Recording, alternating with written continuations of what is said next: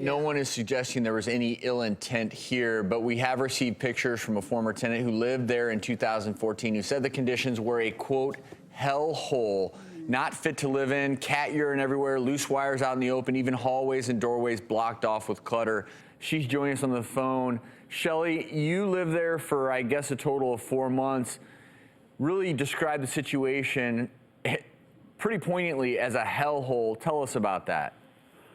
I was living in squalor when I was there. A couple weeks after I moved in, there was a transformer fire that blew. A transformer blew and started a fire. So for most of the time I was there, we either had little or no electricity, more often than not no electricity. And, you know, the temperatures were 30, 40 degrees. The place was cluttered. It was filthy. They store propane tanks to heat the water. When we had water, we didn't always have water. And, you know, if you see the pictures of the bathroom, they were filthy. And all the tenants were paying rent, and in addition to that, paying an equal amount toward fixing the building up.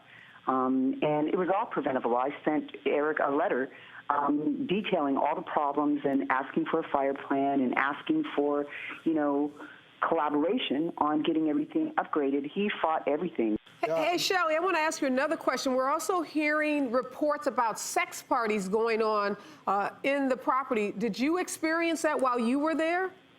Yeah, they rented it out to a promoter that did, you know, sex parties. And they asked us first. We said no. They asked us to rent out our trailers for sex and go stay at a hotel for the night, and we said no. The promoters were mad, so they partitioned our trailers off and then just used all the free spaces outside. And people kept getting up on my trailer, though, even though my area is blocked off, you know, having sex, and I would have to get, you know, curse them out and tell them to get down off my trailer and get out of here. And then the next day, they didn't clean up. They didn't clean up anything for 2 days. So they brought their kids back in there in the middle of it, and one of the kids picked up a used condom.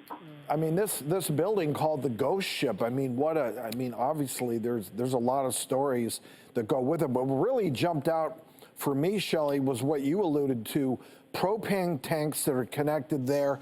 One of those comes loose, you have propane in the end. The other thing, all those open old wires that were out in the open. I mean, both of those, it's like camping, but inside an enclosed building. And Shelley, thank you. Thank you for sharing your unique perspective with us. I'm sure you lost some friends in this fire, and thank you. We're gonna have a link with the list of the events to honor the victims.